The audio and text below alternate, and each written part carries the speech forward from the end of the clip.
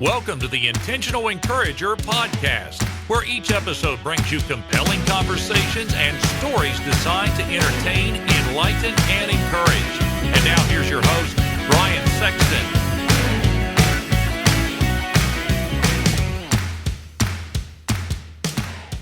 Hey everybody, Brian Sexton. You know what's really important to me when I do business with a company is trust and transparency. I've been telling you now for a good while about my buddy Damon Burton and his company, SEO National, because trust and transparency are just as important to them. You know, for the last 15 years, in the search engine optimization space, they have been leading the way and serving people tremendously well. Now, for those of you that don't know what SEO is, it stands for search engine optimization. It helps you show up higher on Google searches so that folks that are looking for what you have find you quicker. And you know what's really encouraging? More revenue, more sales, growing your business. Do me a favor, get in touch with Damon and his team today at SEO National at 855-736-6285 or go to SEOnational.com and get your free quote and tell them you heard it on the Intentional Encourager podcast. I hope you're ready, because here comes a dynamite conversation on the Intentional Encourager podcast.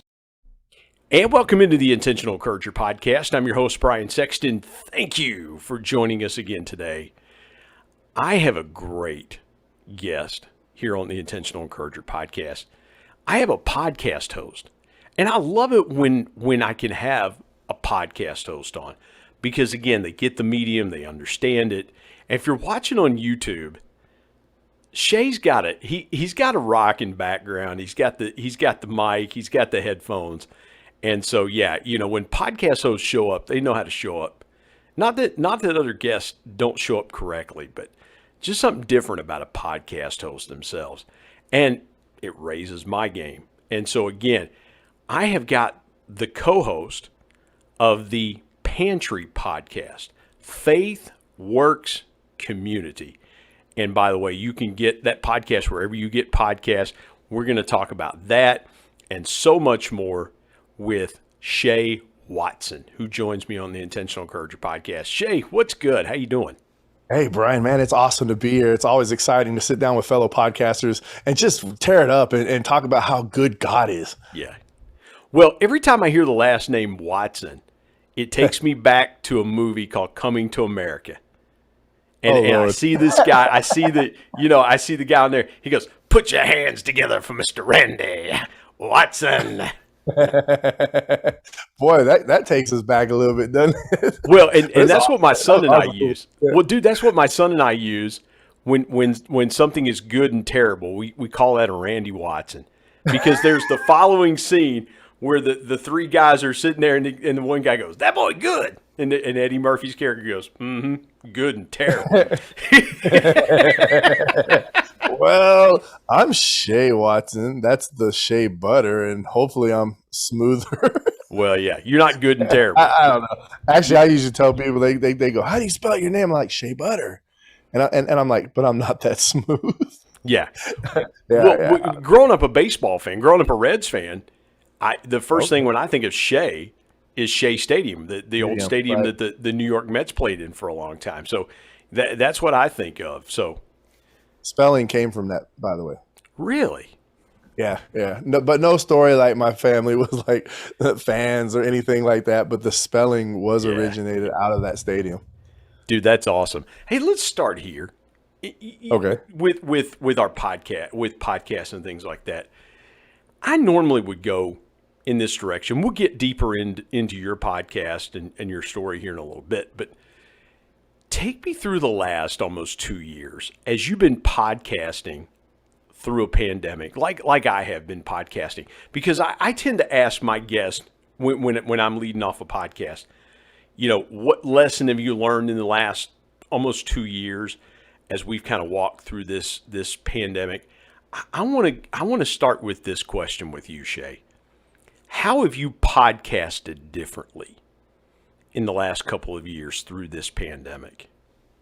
I think when it comes to podcasting and being within that community of podcasters, what you start to learn really fast is that we might come from different churches or different backgrounds or different, sometimes, you know, the minor beliefs, you know, but you really start to encompass this solid of the major beliefs that, Jesus Christ is Lord, and he died on a cross. And what we've really found encouraging over this last year being in the podcast realm is being able to connect with people. It's amazing to hear other people's stories. It's amazing, like hearing your story or going out to some of the groups and just really digging in and meeting people. Not that we've shut down. Hey, look, our church has been rolling since this whole pandemic started. But what's really cool is we get to even be more engaged. I think that's a cool word, engaged. And over the last 2 years, I would say that what's happened in my life during this and what's happening because of podcasting or because of ministry or because of the places where I've ended up, or with COVID, almost on my deathbed in COVID, God has been sifting me to the idea that this warrior, this army warrior, we'll get deeper in that, but this army warrior really has no control of what's going on in the world, and that I need to take a step back and really let God do his work and put everything into that realm, into that prayerful realm. Well, and here's the thing too. And what I'll say about this podcast is that it doesn't matter to me if a Christian is listening to it, although I'm a Christian. It doesn't matter to me if a Christian's listening to it or someone that doesn't have a faith walk, that doesn't, they would call themselves non-Christian, maybe agnostic. It doesn't matter to me because encouragement is universal. And I love what you said about sifting, because I think no matter what walk of life that you're in, Shea, we've all gone through struggles that have kind of sifted us and kind of made us stop and realize, okay, the things. And I love what you said with sifting, because really what you're trying to do in the sifting process is get rid of those impurities, get rid of those things that aren't supposed to be there, which all of us have done. Companies have done that. Companies have said, here's a good example. Restaurants that never did takeout previously, we're now sifting through their revenues going, we've got to do something else, or sifting through their business model and going, man, we've got to do something else or we're going to die. And so that sifting brings the good things brings those good things to the top. And maybe in a business or church setting, it brought some of those good things to the top.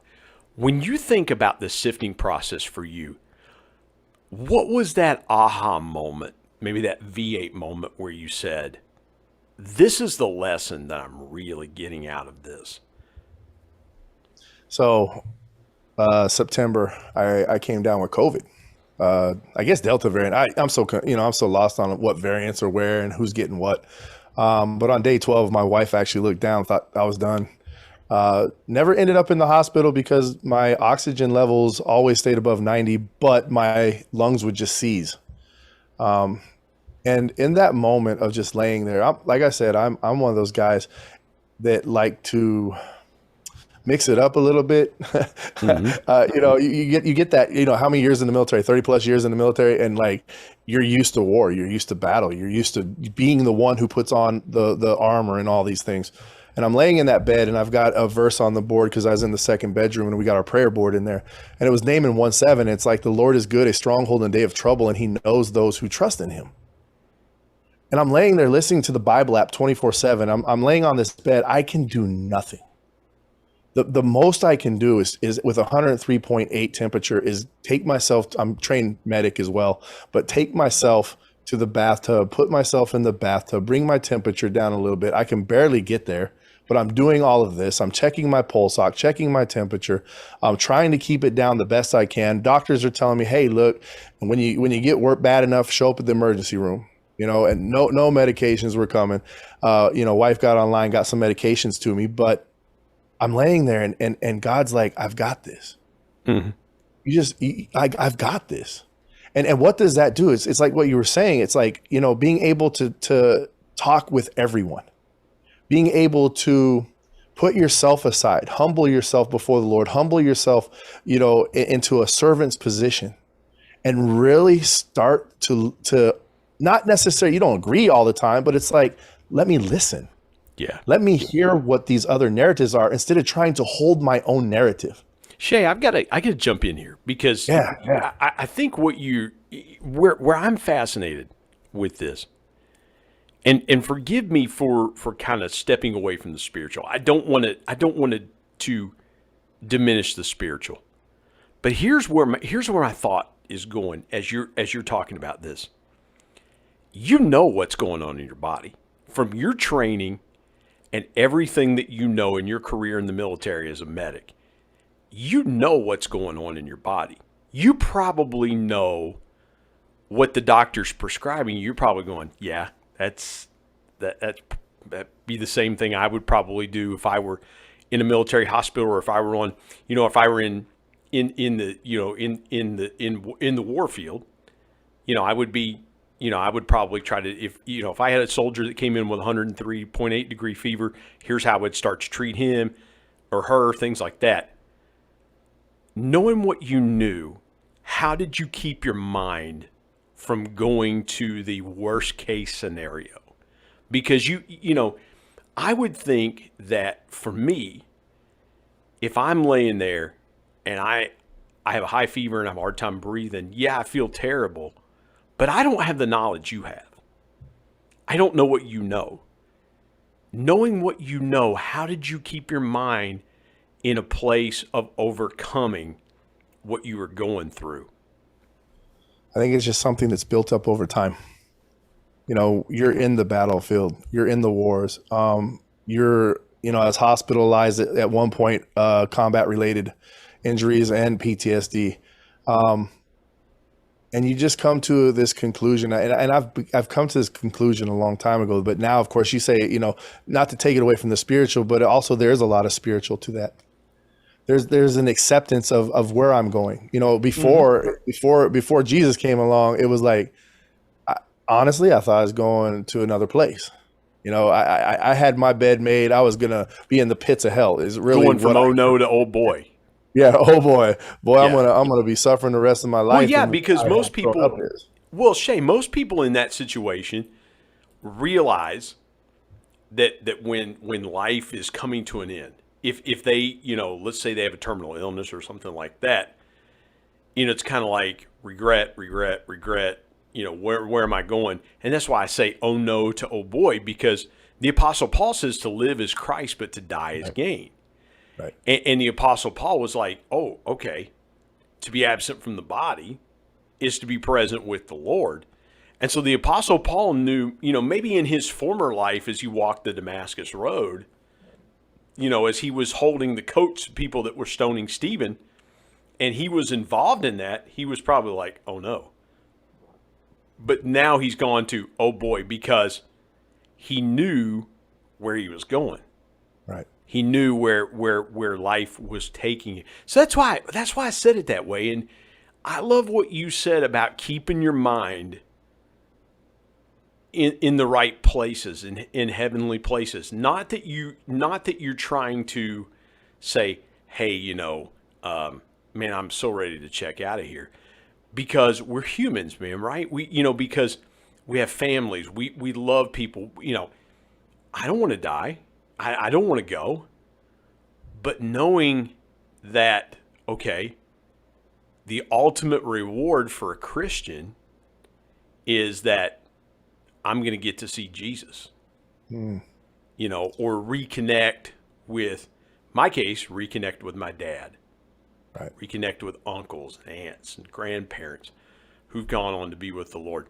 Take me to the moment when you started to get recovery. How did your mindset shift when you started to feel better and you're going, okay, I'm going to get through this. I'm going to be okay with this. Because maybe there's somebody that is walking that road right now, or has walked that road, and they're still not quite there yet in their mind and in their heart, because there's still some fear there. How did you overcome that when you knew you were getting better and moving forward? There's a purpose. I think purpose is incredible. I think that, so the Apostle Paul said, I'd rather be in heaven, but I have work to do here. Yeah. And at that point, it's like, okay, look, that's not where I went. That's not where I went. I have work to do here. What is that work? So you kind of start adjusting how you're thinking. Okay, so I'm not going to die, because I'm laying on the bed. Hey, look, honestly, I thought I was going to die too. I'm like, I'm not going to make it. My lungs would seize. I would try. The only way to breathe, and I know this is going into that realm again, but it's like I would try to say Jesus's name. My lungs would not work. I would be sitting there trying to just get them to work, and it would just be like, Jesus, to the ability to breathe. See, so the healing process. So here I was breathing. Here I was starting to recover. Here I was being able to start forming words. Here I was looking up at my wife that I love.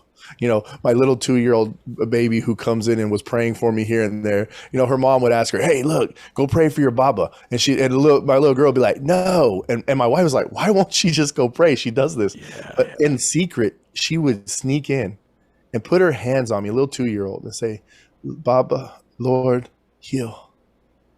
Baba, Lord, heal. And you come out of it and you're looking at life and you're like, okay, this is abundant.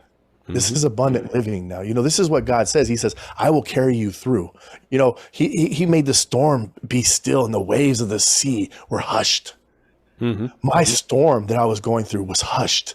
My storm that I was going through became still. And at the end of it, you just look up to the heavens and you're like, wow, okay, what do I do now? What can I do now? Yeah. Show me a way. Well, yeah. And I love that part of it because, again, when we are in really tough situations, the mind races because you're almost in fight or flight. And you know this from your military background. The fight or flight mechanism really kicks in because at that point, to what you were talking about, you were just struggling to breathe because your lungs were seizing. And that fight or flight kicks in and you don't know what to do but to just go, I don't know what else to do. But just for Christian, we don't know what else to do but to call on the Lord. Right. That's all you know how to do in that moment. And I've told people this before. It's like, I can't help you. The only thing I can do is pray for you. And sometimes that's a throwaway line, but it's really powerful because what you're really saying is, I'm going to do the best thing that I know to do for you in that moment.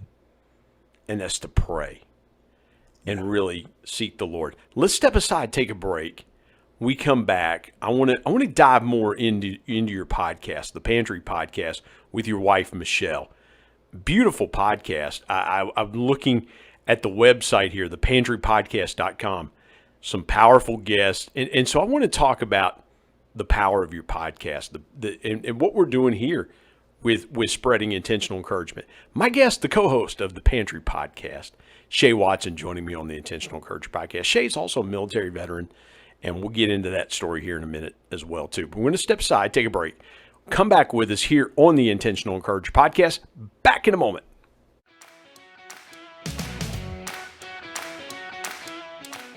Hey everybody, Brian Sexton here. The new year is upon us, and you may be sitting there thinking, hey, I would really love to pay off some debt, or I would like to save for that dream vacation. Maybe you want to buy a new car. Whatever it is you want to do financially in the coming year, let me give you a great piece of intentional encouragement and something to think about that might help you do it. Products for Profit. Now, this is a course taught by my good friend Joe Hart, who's been a guest on the Intentional Encourager podcast and has told his story how reselling changed his life. And you know what, folks? It could do the same thing for you too. It's really simple. Reselling is basically buying a product and then reselling it online for more money. And Joe is going to take you through the steps and show you how to do this either part-time or maybe, as some of his students have done, take this full-time as well. Go to coachjoe89.gumroad.com/L/premium PFP. And oh, by the way, this group is going to help you find leads of products that are profitable right now, give you all kinds of great intentional encouragement, and you're going to be surrounded by a community of people that are going to want to see you be successful in the reselling game. Again, go to coachjoe89.gumroad.com/L/premium PFP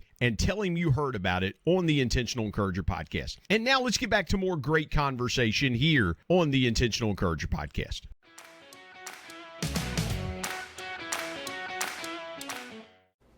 Shea, let's dive into the podcast because I'm looking at the guest. I mean, you've got some great guests, and people have said to me, "Is like, Brian, you've had some good guests on your podcast," and I'm looking at yours and I'm going, "Man, this is powerful."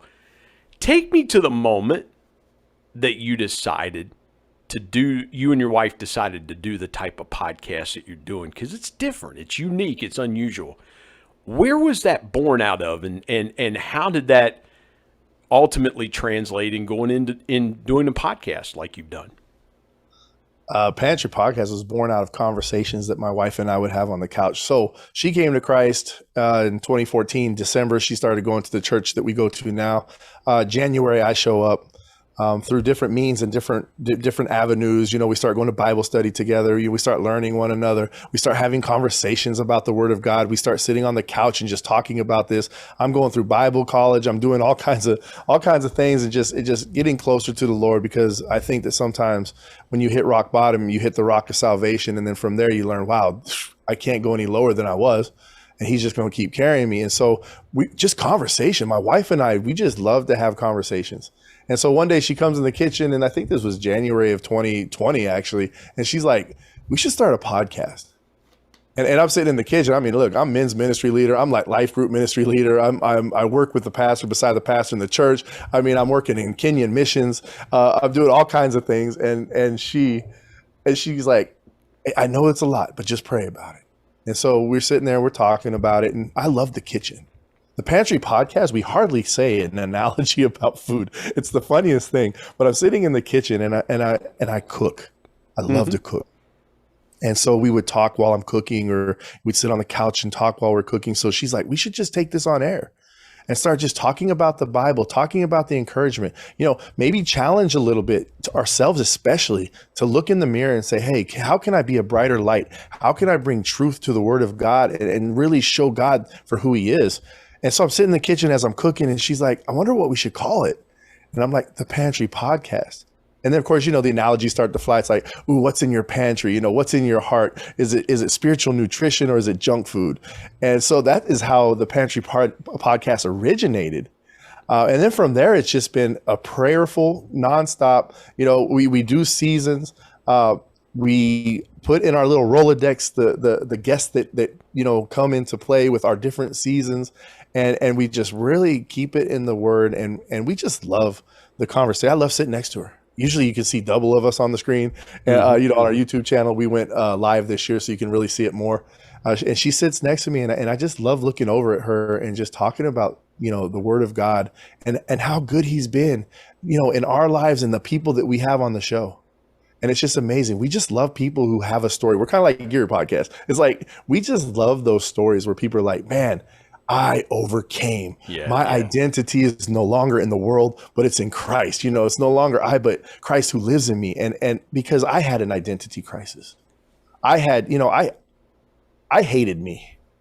It's amazing that you when you hate yourself so much, when you see that little glimpse of God's love, and He really starts to break through that shell of the hate, and you start to see that love, how it starts to manifest, and let's use a better word for people who might not understand that. It starts to grow, and you really start to see this glow and this beauty and this unchanging love of a Father. And so we just decided, hey, let's put this on air. Let's just talk like we talk and just have conversations. People would be surprised of what's in my pantry. There's like peanut butter and bacon. There's like pre-cooked bacon, some tuna, some ramen noodles. Because my wife uses our pantry like, okay, if we were stuck and we needed to eat to sustain, or power outage, stuff like that. Of course, we live in West Virginia, so what do you expect? I mean, it's like we probably should have junk food there, living in the fattest state in the country, but we don't. We have my wife's philosophy to that was, and here's where I'm going with this. My wife's philosophy about stocking our pantry was, she wanted things in there that we didn't need to cook. We didn't need to do a lot of prep to it. if we had to have it, we could just open it up and eat it. And I love I love what you said there about that, because some people's pantries are perfectly stocked. They're just like, well, I'm going to have spices in the pantry. I'm going to have, this in the pantry and things like that. Stuff they might use day to day. But when the rubber meets the road, how is that going to serve them? How's that going to help them? And then some people like ourselves, and I'm not saying we're perfect and we do it right, but my wife was very intentional about the pantry. When you think about the people that you've had on your podcast, what did they bring to your pantry? What did they add to your pantry that made you stop and go, wow, from having this conversation with that person, now this is in my spiritual pantry, so to speak. Take me through that. What have you found that's added to your kind of spiritual pantry? Sustenance, capacity, understanding. We've had some really, really cool guests that have really challenged the way that we love. Maybe lifestyles that were different than ours, different perspectives to different topics, and just having an ear to hear how a transformation is being done, sometimes not in the perfect way that you would like. You're like, oh, you get God and you should be able to see all these wonderful fruit. And it's like, well, you're seeing fruits. You're seeing change. Or you get God and your life is just suddenly supposed to be perfect. Right. And it's not like, okay, our pantry, I got two pantries. I got one like you have, and then I've got the disorganized one I work out all the time. So it's got like all the spices and all the oils and and then I've got the ours has got toilet paper and paper towels in it, man. Because I got a closet for that. Yeah, that's what my wife did. She turned a closet in our house into kind of like a makeshift pantry, because I'm like, all of a sudden I'm unloading stuff and I'm like, where does this go? It's like, in there. Right. That's a closet in a spare bedroom. No, it's pantry. No, right. That's pantry now.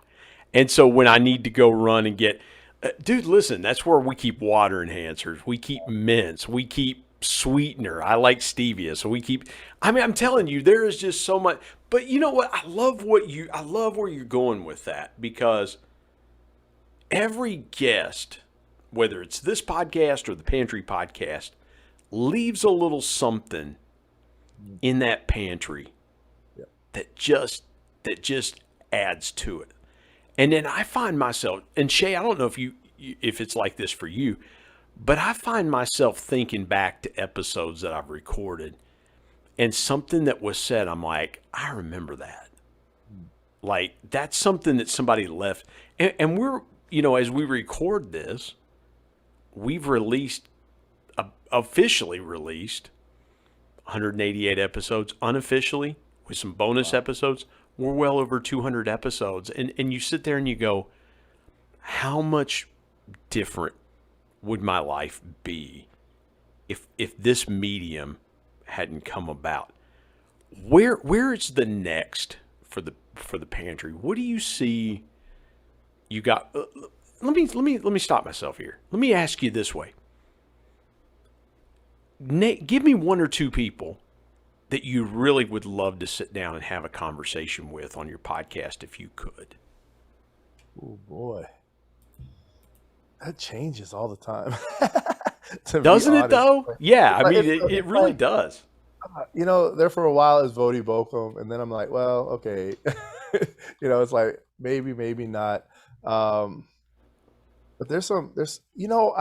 I don't think that I always look for the name, the one that just stands out. We've been blessed. Some of the bigger names reached out to us, and so it was a blessing to have them on. But really, if I was to sit here and say my next guest, right, would really just be that next impactful story or that impactful idea. how can we further this love of God? How can we further disciple people in the ways that are a beautiful way of doing it, instead of just this forceful way that I always hear about? I honestly, I never hit the church hurt scene. Yeah. I was so far away from the church that I never really hit that scene. When I was a kid, yes, I grew up in Assemblies of God. Yes, I at the time believed that if I sin, I go to hell. But sometimes I don't know if that was because of the church or because of how I misunderstood his grace and his mercy and his love. And so, but when I look at the perfect guest for our show, it would be that story of Yeah. somebody who just came from the bottom, or somebody who has knowledge to speak to that person who came from the bottom. But what we generally tend to have are the people who have been in the bottom, who have really had lives that God radically changed. Yeah. Yeah. And then, you take in J. Warner Wallace, I'll shout out a name there, but you take J. Warner Wallace, and that dude turns around on our interview and starts interviewing us about how we're raising our child and asking us questions. Yeah. Because it's important, how we raise our children up. And it's just amazing the meat and the content that has come out of these. So do I have a guest that is on my top 10 list? Yeah, the guest who is going to be able to shine the kingdom. Yeah. Well, and I tell people too, and this may happen to you, and I'll peel back the curtain a little bit, and then we'll step aside and take a break. But for those of you listening to this podcast, what happens sometimes is that people will reach out to you because they're just looking to be on podcasts. They're trying to get on as many podcasts as they can get, whether they have a book, their own podcast, whatever it is. They're just looking to get on as many podcasts as they can. And I'm real intentional, Shea, and I'd love to get your perspective on this. For this podcast, I want to know your story. Like, I'm a happy, thank you for reaching out. I appreciate that. But what is it about your story that is going to make people go, oh, wow, I didn't realize that. And I think a lot of times people are looking to just go, I just want to be out there instead of saying, let me tell you my story. Whether it's a salvation story, whether it's just a life story about abuse or overcoming a sickness or losing a loved one and how it impacted them, overcoming depression, something like that, to where it's like, that's the, because here's the thing, we and forgive me for going here for just a minute, but it's almost like we get so focused on the garnish on the plate that we forget there's a steak there. Or the chef that's more interested in how the plate looks than how it tastes, than what's actually in it, the meat of that. And that's what I would encourage some people. And I don't know how you feel. Well, when I say something like that, as a podcast host yourself, what does that trigger inside of you, or kind of spark inside of you that way about how people approach you guys to come on the Pantry podcast? So interestingly enough, we don't get a lot of people approaching us. I think that sometimes in the podcast community, they look at us as strong personalities, in the sense of what our show is a makeup of. Yeah. We speak straight. We speak very literal to the Bible. We're very close to the Bible. And again, when I look at the camera, I'm telling you, I'm looking at this camera now. I have the little thing flipped. I can see it on the screen over there as well, but I have the camera, screen flipped, and I'm looking at myself. So what is that like? I rarely reach out for interview. I am very prayerful about everything that I do.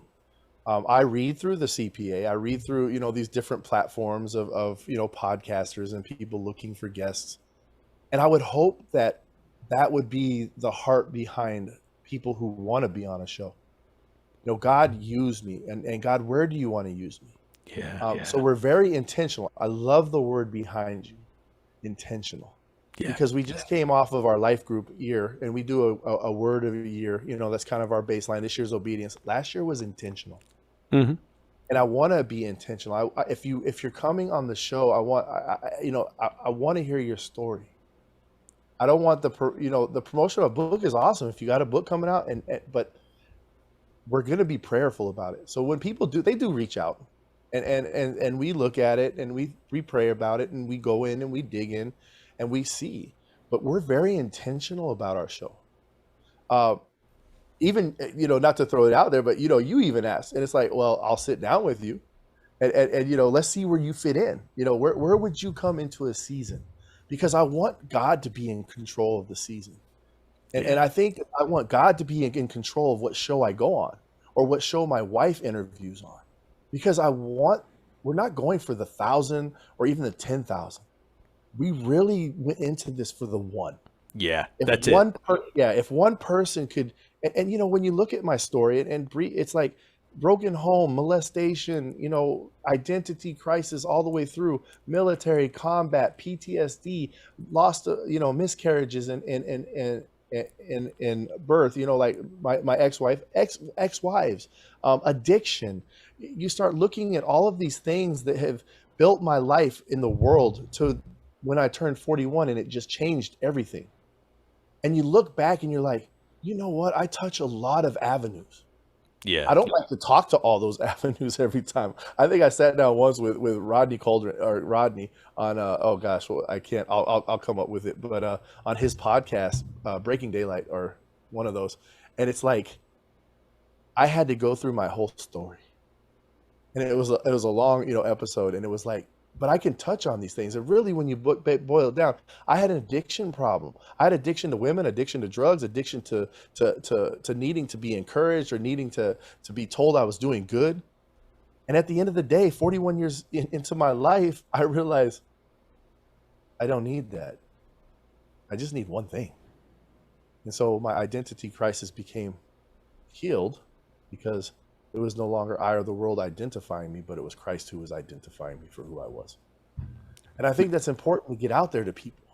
You said broken people, or people who are suffering, or people going through depression. We always go towards the world. And I'm not saying there aren't good things out there, but is good God? Can good fix what God can fix? Yeah. I would, in my opinion, I say no. I think we can Band-Aid things. I was bandaged for a long time. And every time something went wrong, you peel that Band-Aid off. Mm-hmm. So when we're talking about podcasting, I think it's really important that we're intentional. The guests that we pick, we really think about, we pray about, we bring them in because, it's not just, their story's cool and it's going to get me listens. No, their story is cool and it's going to help somebody. Yeah, that's it. That's it right there. That's it. Because Shea, you and I love where this conversation's going, and I want to tell a part of your story, but that's what it's about.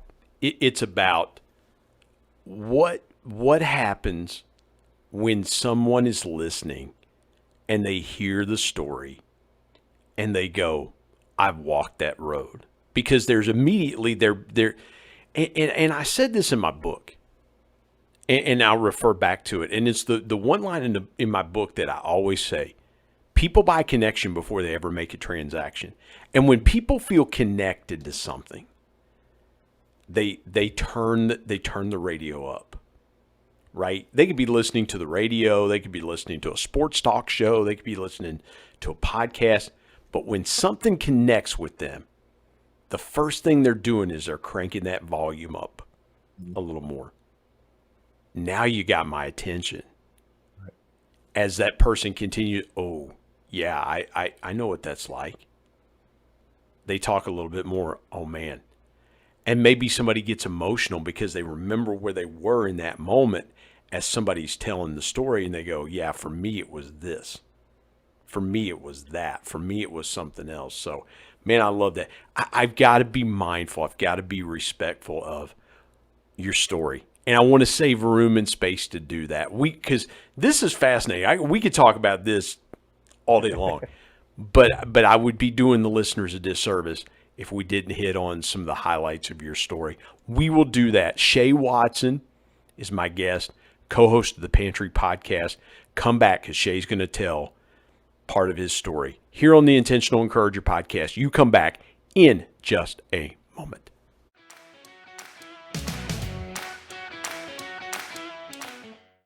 Hey everybody, Brian Sexton. I want to take a moment and tell you about my friend Harry Spate and his new book, Selling with Dignity. Harry has taken an age-old concept of sales and he's put a new twist to it, and I love the direction that he's taken with Selling with Dignity. And here's what's encouraging about Harry's book. Instead of viewing people as numbers and machines, salespeople are now given the tools and the encouragement to be dignified in their approach. Here's what Harry says. He says, selling is an honorable profession when it's done right. When sellers feel they are valuable and have integrity and respect, this opens the door for better conversations and eventually relationship. This book puts an end to sleazy sales tactics and proves why selling with dignity can be done, and it leads to massive success. And I couldn't agree more. Go to sellingwithdignity.com, get your copy today, and if you want Harry to sign it, he'll do that for you. Again, go to sellingwithdignity.com and pick up your copy today of the new book by Harry Spate, Selling with Dignity. And now let's get back to more great conversation here on the Intentional Encourager podcast.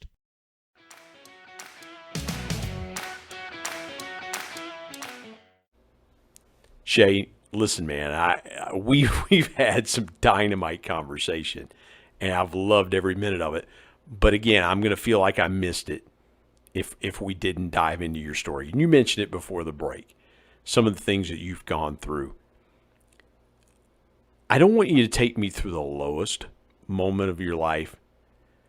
I want you to take me to the place where things started shifting in your life in those areas. Because people would say, well, take me to the lowest moment. And yeah, that's where everybody wants to go with a story. I want you to take me to that place when things really started to shift. Or take me as far back as you want to go. I mean, really, the floor is yours. I'm going to shut up. And I'm just going to back away here, and I'm just going to let you take the keys and you take us wherever you want to go. And I may jump in with a thought or two or a question, but man, I'm going to hand you the keys of the car. You take us where you want us to go. I love testimonies. I think we've dialed that in through the conversation that we've been having, because what's cool about a testimony, and one of my mentors or discipler early on told me, he goes, hey, look, share 10 minutes of your beginning, but share 20 minutes of how good it is now. And I think that's a key for all of us, because we tend to spend a lot of time in where we were, and we don't spend enough time in where we're going. And it kind of makes me think of the demon-possessed man. When Jesus comes off the boat, man, he's out there, he's just reckless, just completely reckless. And Jesus says, everybody's avoiding him, they're scared of him, he breaks chains, he's wild. Mm-hmm. Jesus goes right to him. He's like, I'm okay with this. And then he heals him up and all this stuff. He wants to go with Jesus. But what does Jesus tell him? He says, no, he says, return to your home. Return to your home and declare how much God has done for you. Yeah.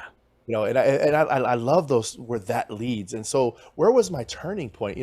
I'm 13 years into a marriage. We've had 8 miscarriages. I quit drugs for my ex-wife. And life just got really hard because we had nowhere to turn to except to each other, and then each other was failing like left and right. And the idea of going back to a life like that started to come into the house or creep into the house. And I sat there, and something inside of me was just like, if you go back to that, if you go back to drugs, if you go back to drugs especially, you're finished. Well, that's a place where people can bury hurt. And every time you have a miscarriage, it's a hurt that begins to layer, right? I mean, is that kind of where you were, kind of what you were feeling and how you were in that moment? Yeah, I know men don't get as much of that attention as we give a lot to the women because we're the bravado, we're the macho, but it rips you apart. You're right. It's layered, and we're not talking like the first week or the first couple of weeks. We're talking getting into the second trimester. So we're talking like getting like buying baby shoes for a child, and sending them to the grandparents and then losing a child. Then it happens again. You buy another set of shoes, you put it in the closet because you're like, you start to get that fear and that worry, and you put them in the closet, and then they just sit there. And they sit there for years, and one day you come to this conclusion like, well, we'll just never have a child. And you throw those shoes away, or you give those shoes away. But there was no finality to that. There was no healing to that. It was just brokenness, and you're trying to receive something that you think is going to happen. So that's where we were at. And then drugs started kind of portraying, I don't want to beat up too much. But I had to put my foot down and say, hey, no, I can't have this in the house. At that moment, I think the Holy Spirit had been working on me since childhood. I believe in Jesus. I believed in Jesus, God, Holy Spirit. I just thought that I was no good. I was going to hell. So, it was my own thing that had to be worked out. But in that turning moment, my ex-wife left. And I remember that night. So the turning moment was 2013, New Year's Eve. I'm home alone. My wife has packed her bag. She's left. She's like, I just want to go hang out with my young friends and just go stay with them. And I'm like, alone. Here I am alone again. Of course, that feeling of aloneness was something I'd carried with me since childhood. And so I'm sitting there and I'm like, I just want to go to sleep. So I pop 2 Ambien. I drink down a beer. I mean, I just want to go to sleep. I'm not trying to get messed up. I'm done. I'm tired. I wake up at a friend's house that's in Virginia, which is about 45 minutes away. And I'm like, how'd I get here? And he goes, well, you drove. And I'm like, oh, because I didn't remember any of that. And I'm sitting across from him. He's a military friend of mine, double amputee, really good friend from the military. And he's got a gun sitting next to him. And I'm looking at this gun and I'm like, why you got your gun? And he goes, well, sir, hey, brother, I just want to watch over you. But at the same time, I needed to protect myself. And I'm like, what are you talking about? He goes, reach in your hoodie. And I reached into my hoodie and I had a pistol on me.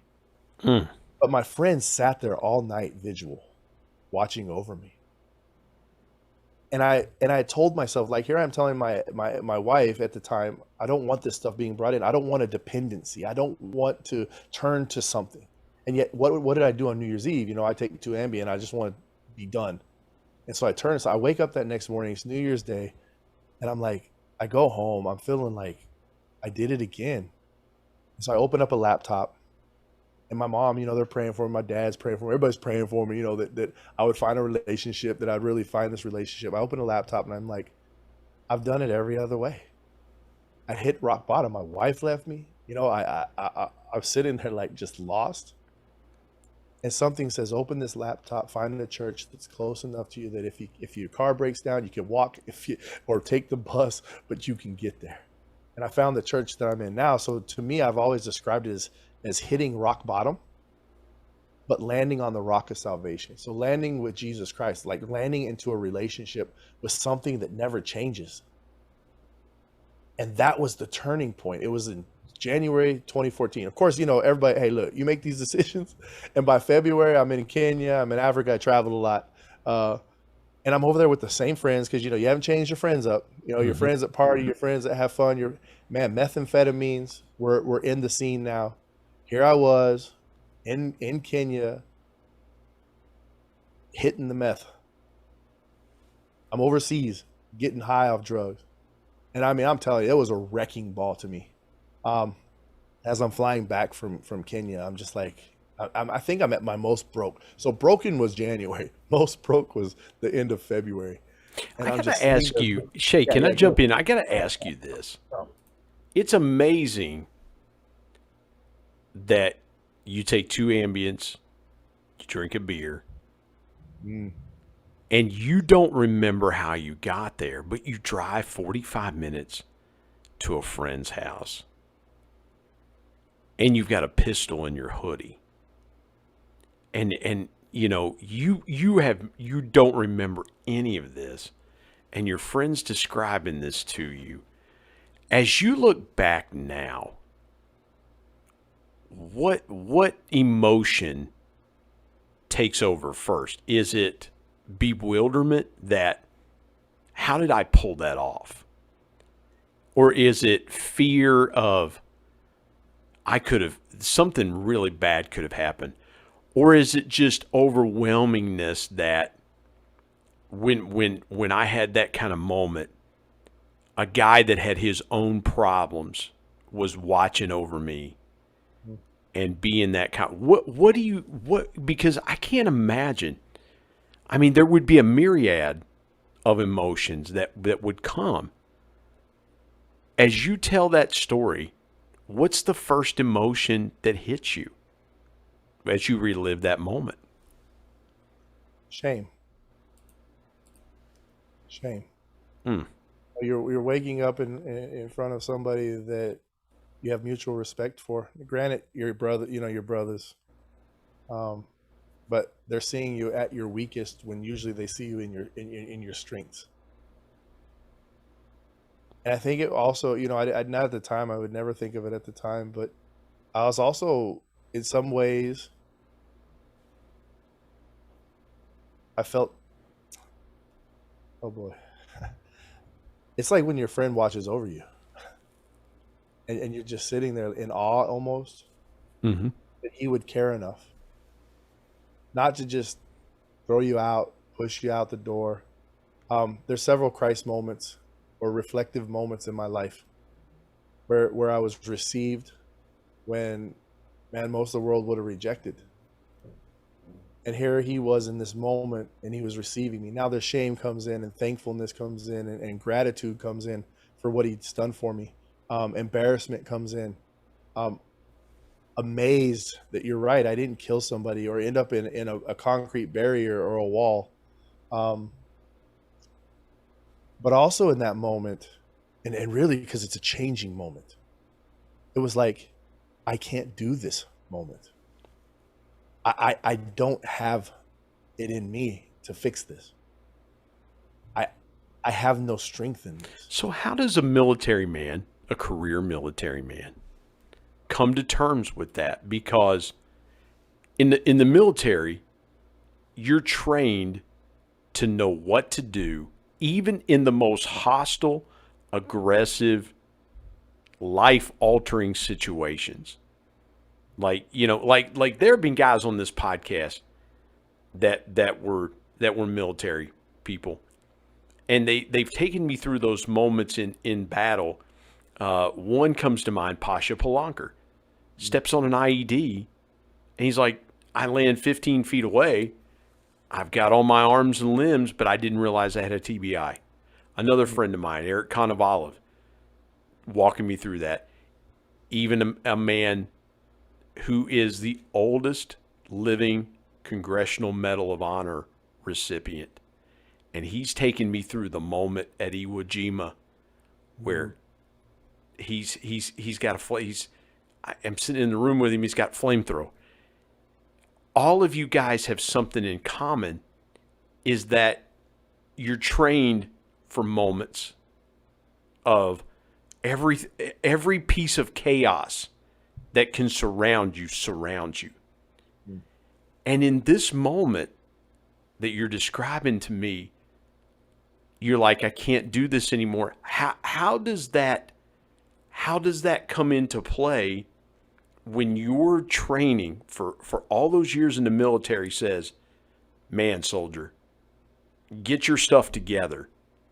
Get yourself together and just plow. I mean, it seems to me, forgive me for kind of this bewildered question, but it seems so counterintuitive to all the years you spent in the military where you were always kind of drilled into your mind, in chaos, man, you rise up because that's what we do. We're the best and the bravest. And in this midst of chaos that you were having in your life, it really led you to a point of, man, I don't know what else to do.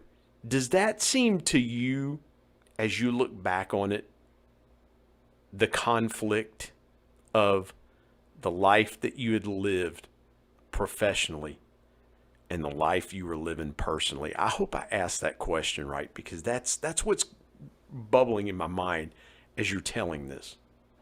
The bright side, I would call it, of success versus the dark side of my personal collided.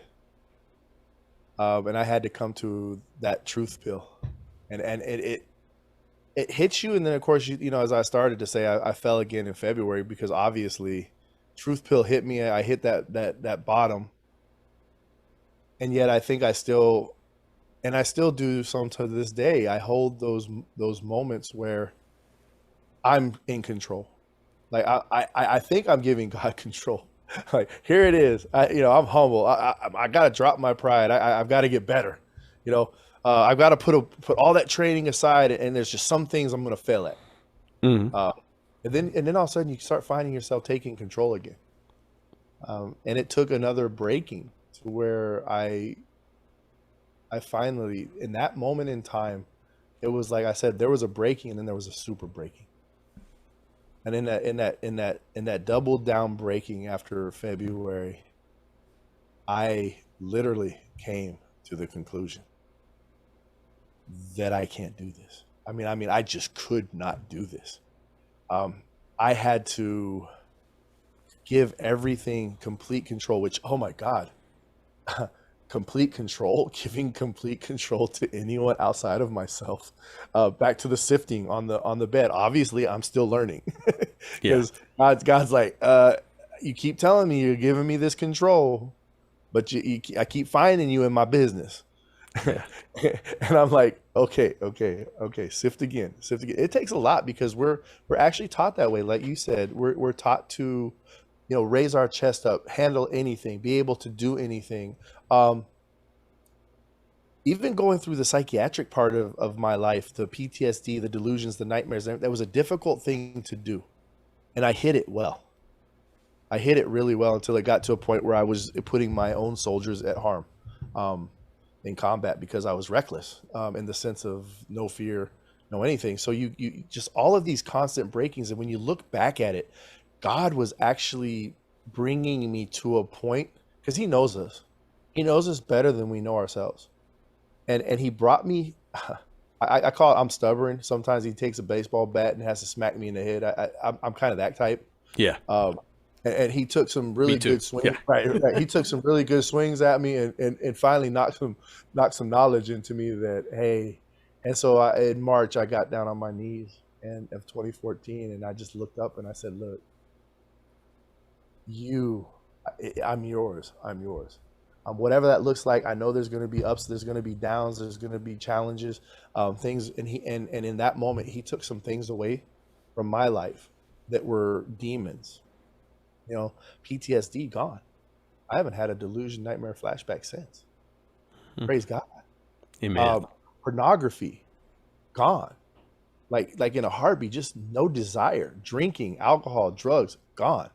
Now, pride and some of these other things that we have to work, to this day, I have to sit there and I go to work sometimes. I still work for the Army, so I'm still around bravado. And I have to remind myself, even to this day, fruit of the Spirit, Shea, fruit of the Spirit, Shea. And one of my ones that I key in all the time is self-control. Because I am so used to just, and it's like, back it down. Get that control. Yeah. Let God work. Step back. Don't engage, because engagement. Hello, we're warriors. Oh yeah. My whole beginning career, I went from infantry on up and moved up to ops, and so I'm always used to engaging. Like, the enemy comes at me, I engage. Enemy comes at me, I engage. And I don't have a lot of fear when it comes in that. So when things are thrown at me, I don't have that type of fear that some people might have or might not have. And it's like, I want to engage. And God is telling me, no, disengage. I have this. I've got this. And so that was really important, like life-changing, actually, because it took some pressure off. Yeah. It really did. It's like, oh, okay, it's here. Okay, awkward. Sometimes I don't have to control the fight. That's right. I don't. That's exactly. I got to ask you this: if you could jump back, as we record this in January of 2022, you could go back to January 2013, and you would find Shea Watson. What do you think you would give? What kind of encouragement? What kind of intentional encouragement would you give Shea of 2013 from Shea of 2022, if you could step back, how would you encourage yourself? How would you counsel yourself in those dark moments? Very interesting question that I would probably usually have an answer for. But as I'm sitting here talking to you and like kind of rolling these thoughts in my head and thinking about engage, disengage, engage, disengage, engage, disengage. We always think that we can go back and engage in something that God has already put in motion. And so I'm going to sit here and say that I really believe that I would disengage, because I believe that everything that happened, I don't call my testimony, I call it God's testimony. Mm-hmm. There was a necessity for this.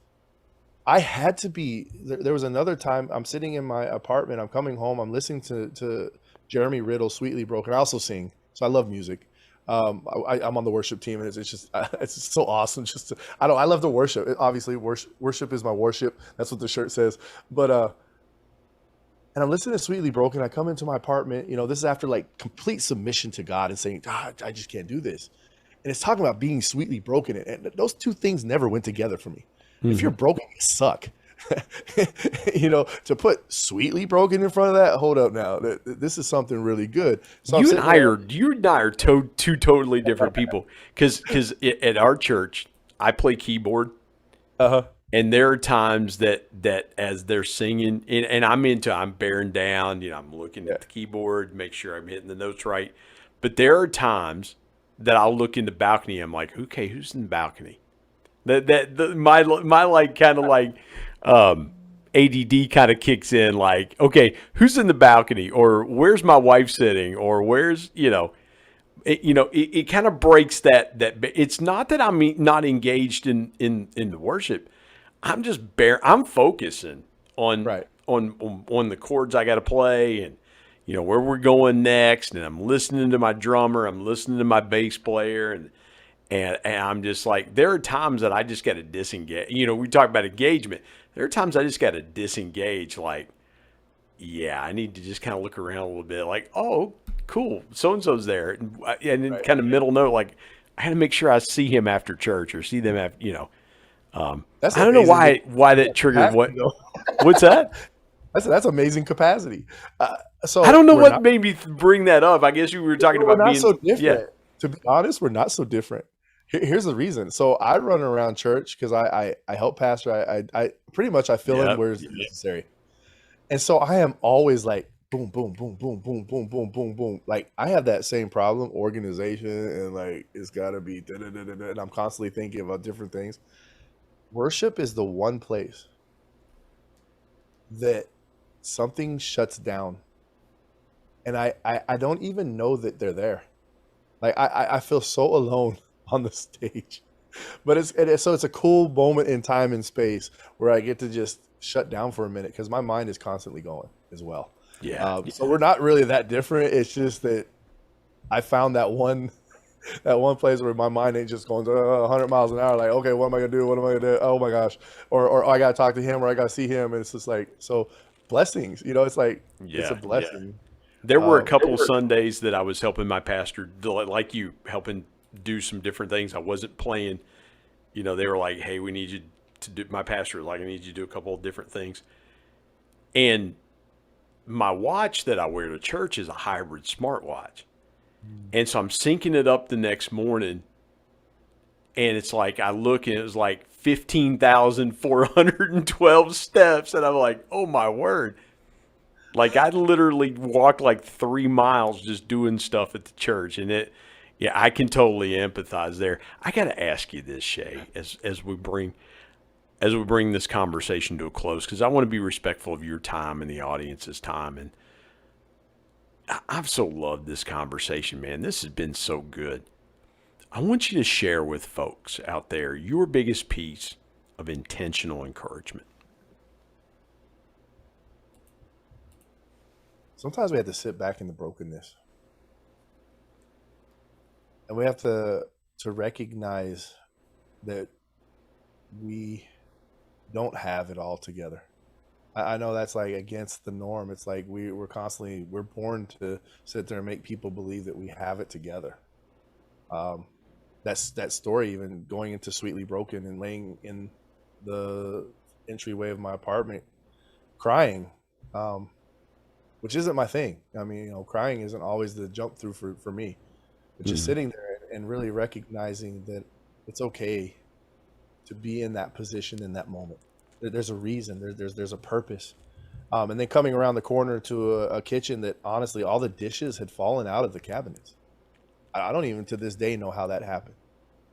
But looking at a ground and seeing all these broken pieces and being overwhelmed, saying, "Oh my God!" And like you look at your kitchen wrecked. You're like, and you sit down, you're just looking at this, and all of a sudden you hear this small voice saying, "Now get a broom, get a dustpan, clean it up." You clean it up, and you look at the floor, and it's like nothing ever happened. Mhm. God in that moment was sitting there telling me and not that I hear this like angel of the Lord, no, I'm just saying Yeah. you get this feeling, and he's like, this is what I've done to you. Now let's learn how to be there. So Mm. intentionally learning who God tells you are. We have a lot of opinions for ourselves. We like to weigh ourselves down with a lot of negative opinions. We try to say, "Oh, we're good, we're good, we're good," but most of the time, if you think about it, a lot of people, at least, we beat ourselves up pretty rough. But God's sitting up there and He's looking at us. He says, "But you got my son, and you're my child. And I don't see you the way that you see yourself. Is there things that we can work on? Absolutely, but my opinion matters, not your own. And I'm gonna work with you in this." So intentionally hearing God and receiving and accepting that. Um, I psychology, I'm not the best, but I've been through a bunch of it. And they always talked about, reinforcement, reinforcement, right? And what I see the Bible as, I could sit there in the verses that say I'm a loser, or that say I got sexual immorality and all of these sins, or I can sit in the verses that sit there and say, the fruit of the Spirit, when you tie into this, the fruit of the Spirit, now you have love. There's joy there. There's peace there. There's patience. There's kindness. There's goodness. Faithfulness, gentleness, self-control. Against such things, there's no law. You see, we put ourselves in that law. Mhm. And we put ourselves on the throne as Christians sometimes, and we take on that authority that we're like God. And it's like, and I've learned really fast that I don't want to sit on that throne. No. I prefer him to be right where he's at, telling me exactly who I am. And so I am intentionally hearing his voice telling me who I am. Yeah.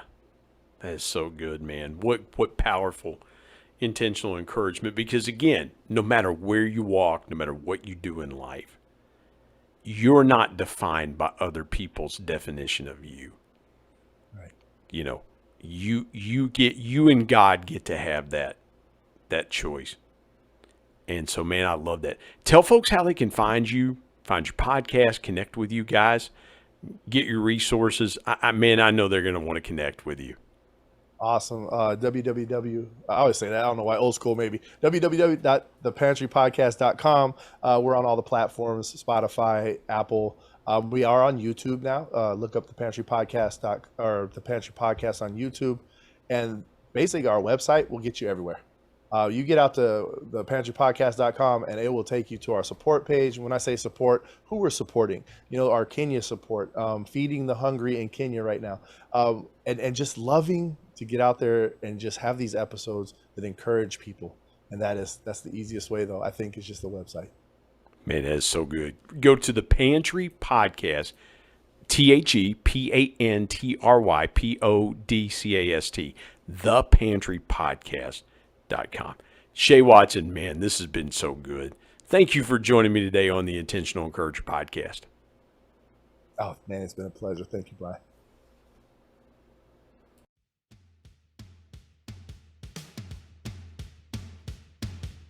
My thanks as always to producer Bryce Sexton and technical advisor Matt Means. And of course, the ultimate thanks goes to the Lord Jesus Christ, who provides intentional encouragement every day through his word. If you're not subscribed to the Intentional Encourager podcast, hit the subscribe button wherever you get podcasts so you don't miss an exciting episode where you can get encouraged and stay encouraged. And remember, anyone, anywhere, at any time, any place can be an intentional encourager.